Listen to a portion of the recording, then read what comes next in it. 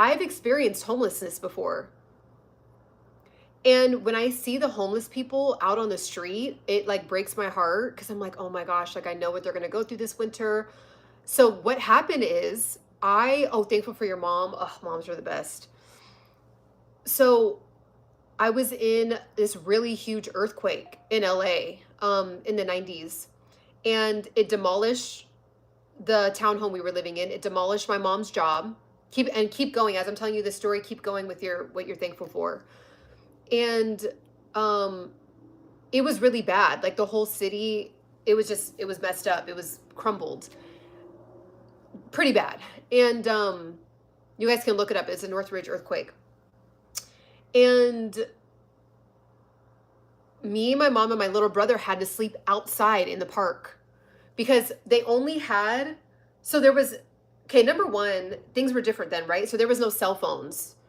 So my mom, there was nobody to really call because my grandma, my aunt, my uncle, everybody was in the earthquake.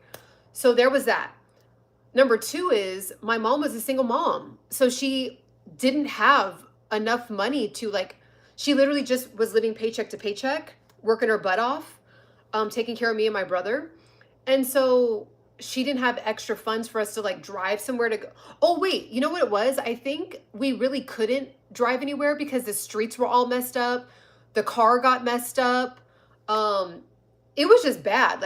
You can look it up, literally the Northridge earthquake. And so for whatever reason, multiple reasons, one night, so I only slept outside one night, but it was enough for me to remember for the rest of my life. I was a little kid and I'm sleeping with I remember she was like, okay, we have two choices. We can either sleep inside of, cause I think we were at a YMCA, everybody migrated to the park and went to the public YMCA. Okay.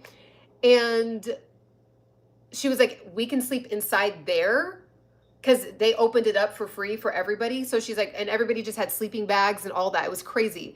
So she's like, we can sleep in there or we could sleep outside.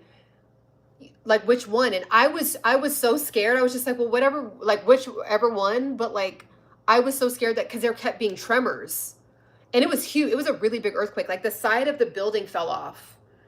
I was literally in the earthquake, 4 a.m, got up. My brother was sleeping in, we shared a room at the time. My brother was knocked out. I had to literally pick him up because he's younger than me. Picked him up, woke him up, picked him up. The stairs came away from the wall.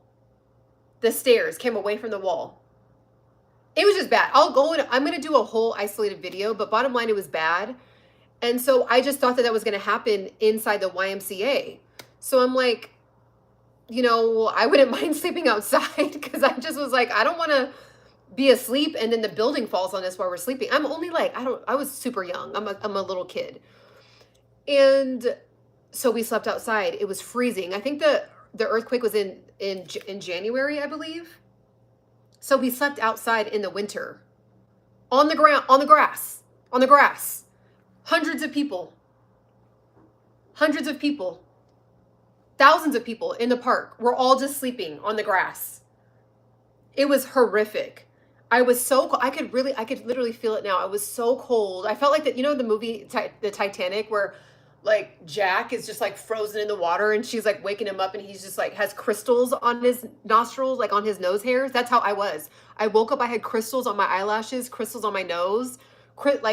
I had dew, frozen dew all over my body. I mean, arguably, we probably could have died. I mean, that's a little extreme, but let me see, 1994 earthquake. What was the date? My phone is freezing right now. Oh yeah, it comes right up. Right when I type in 1994. It was a 6.7, so almost 7 magnitude. Crazy. So it was January 17th. So it was in winter. It was in winter, okay? Dude, I don't know how people are home, because and we live in LA, where it's not below zero. What was the weather? I'm sure I can do research and figure out the weather, but I'm sure at night maybe 40s or 50s. But imagine other places where it like gets below zero. Like, I don't understand. So we were sleeping outside, and I just when I see the people in LA, the homeless people, I genuinely have a heart for them because I actually have slept outside before on the grass. So we weren't a camping family, so we didn't have sleeping bags. We just had blankets. And I remember my mom had my little brother, like in her arms because he's younger. So I just had to burrow up against her to like try to stay warm. But it was too cold. And then I was scared. I thought someone was going to like kidnap me, right? Like just snatch me up. So it just was crazy. It was crazy. And so, yeah, it was really, really crazy. And I just remember like looking up at the sky and just being so miserable and being like, how was I just like playing with my toys I just got from Christmas in a warm bed? And then now I'm like the very next day, I'm under my mom on a blanket on crystallized dew on the grass. There's thousands of people around me, and I'm looking up at the sky. I just was like, I can't believe this. I couldn't believe it.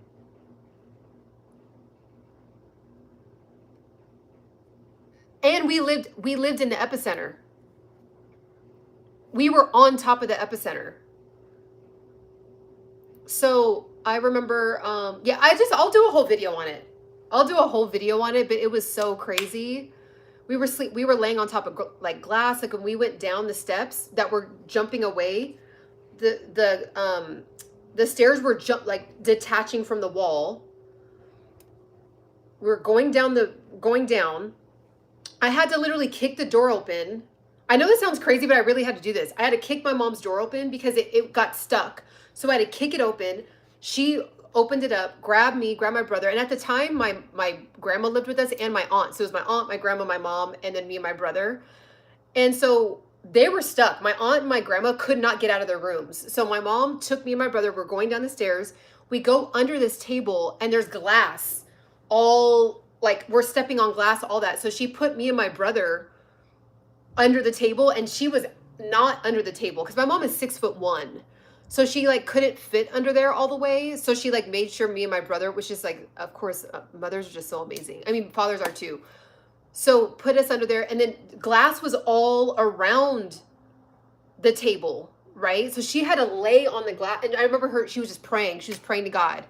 Like she just was calling out like that, whatever that is, like there's like a certain resonance in the voice when you literally are like, oh, like I actually could die. Like this is actually the moment, like it could be all over with. Dads never get credit. No, they do. You're right. But I'm just saying, like, that was just my scenario. Yeah. And then after that, there kept being these huge tremors. So anyway, so I've slept outside before as a little child. And so when I say, oh yeah, give to the homeless, like I'm not saying that to be like cool. Like I've actually experienced what it feels like to sleep outside. So when I see people outside, I'm like, dang. Like it's crazy. I can't believe they're able to sleep outside. And then the next day, we were able to get into a hotel the next day. But it was such a crazy thing that like, of course the tremors are still going on. So while everyone's figuring out, like the whole city of Northridge is freaking out. It became nighttime again. So it was just kind of like, where are we going to house all these thousands of people? So we just had to flock to the parks, and then people, it was really nice. Churches and different communities ended up coming and bringing a bunch of food and all that. So anyways, I said I'm getting excited about it because it's just such a crazy experience that I had. So anyways, what are you guys saying? Let's see. The more I hear about your story, the more respect I have for you. I didn't know about you having to start all over over and all. Yeah, like I don't know why I don't talk about that much, because that was a really, that moment, because I was born in LA. That moment shifted my life to be raised in Sacramento, and then I moved back down to LA as an adult. But if that earthquake never happened, I would have like spent my whole life in LA. So, and it's crazy because people that I've met in Northern California, they're still some of my best friends still to this day. So it's like I was meant to go up there, but like it took that catastrophic event to happen. Just so insane. So insane. Because my mom's job ended up getting moved up there because the whole building was crushed. My mom's job, the building was crushed. So they're like, either we just give you a severance package or you move up to Northern California. So my mom was born and raised in LA. She wasn't a traveler. She was an LA girl, you know? And so she's like, do I really want to move to Northern California with 2 young children by myself? Like, crazy. And then God works in mysterious ways, because now my brother still lives there, and then he met the love of his life, and they have 2 beautiful children together. You know what I'm saying? So it's like that earthquake actually like was supposed to happen for so many reasons. I look like a Valley girl. Oh man. Okay. Let's see. I'm in Silmar. That earthquake was intense and stores were empty. Yeah, it was so bad. It was so bad. Northern California doesn't look anything like Central or Southern California. Yeah. I was like, this is a beautiful place to like go to high school and stuff, but like, I like SoCal. Like I'm a SoCal person. But I loved my high school experience because I was very safe. Like I went to a very safe high school. I could walk to school, not worry about anything. I went to a really, really great, like high academic school, like great teachers, all that. So, who knows? I don't know what schools I would have went to out here, Anyways, it says, we have a saying, we plan, but God is the best planner. Yeah, the best of planners. Absolutely. Like, and we think, this is what's crazy. Like a catastrophe like that, literally destruction. People couldn't get out of their homes. Houses fell on top of people. Like, it was crazy. You would look at that and be like, I can't believe, like, what did I do to even be in the wrong place at the wrong time? Like, but literally it massively changed my mom's and our whole life. Like it transformed our life for the better. You know what I'm saying? So, yeah, like it's cool to spend time on the planet, because over time you start to see the seasons. Like, okay, so I had to go through that bad season to now 7 seasons later, I now know, like now I get why I went through that season, because now I actually have all these blessings because of that. Right? So it's like, it's interesting to like continue to age. That's the beauty of it. You're like, so now when you go through seasons, you're like, okay, this is a weird season, but I know there's going to be better on the other side. Like, I know I'm going to get over it. Like, there's going to be a reason I went through this. There's going to be something I learned from. There's going to be something I grow. It's going to be some kind of self-development. You know what I'm saying? So yeah, it's crazy. Crazy. So give to the homeless. When you see somebody this winter, give them $5 so they can go get some coffee to warm up. We don't know what they're going to do with the money. We think that it's automatically drugs, and maybe 80% of the time it is. But there's a homeless documentary that I watched where literally they actually go get food. Like somebody actually took the time to go out there and actually talk to people and be like, oh yeah, like, some people choose it. So I'm not talking about those people that choose to be off grid and like wanna, but there's people that are like, yeah, I lost my job. Then I was sleeping in my car and then I just couldn't get it together. So I lost my car and then now I'm on the street. And people are like, oh, well, they assume. But there's been people that, yeah, maybe they were out there for drugs, but somebody actually had a heart out for them gave them $20, and that was the last time they never bought drugs before that. They actually got a bus ticket, got some lunch, got a bus ticket, and went straight to a rehab. Like, you don't know. Like, we are so judgmental. Like, well, what are you going to do with the money? Like, I just see people treat people so disgusting. And it's like, just because like they have an exterior, that's when a God's child. Like, that was first of all, that literally was a child at one point. So what did they go through to get to that point? Number two, it's God's child. It's your brother and sister in God. So that's how we need to start seeing people. Like, so, yeah, don't be so hesitant. Of course, use your discernment. Like, there's also scammers mixed into the homeless.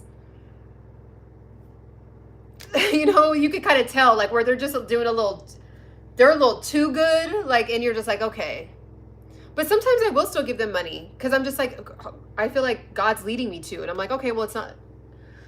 God's going to replenish me, you know? So me giving you this $10, like, you know what I'm saying? So